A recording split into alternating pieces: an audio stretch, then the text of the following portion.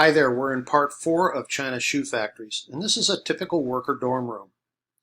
You can see their bunk beds lined up, and here's another shot of a worker's dorm room. I think they slept about 12 to a room. Here is a stitching room. You can see hundreds and hundreds of workers making shoes. Hundreds of workers. 2 workers working on a production line.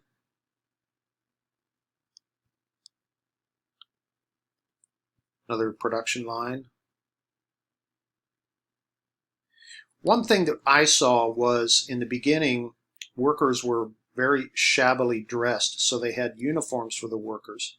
And then over time, the workers became wealthier and they had cell phones and more fashion conscious clothing, stuff like that. In the beginning, workers would line up outside of the factory, 50 to 75 workers line up outside of the factory waiting for a chance to get a job. Later on, that was not the case. These are outsoles getting ready to be cemented to these uppers. This is a toe lasting machine.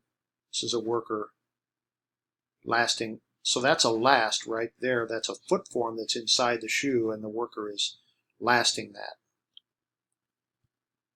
They are pasting glue into the shoe to put what's called a sock, which is a piece of fabric or lining that's put in there.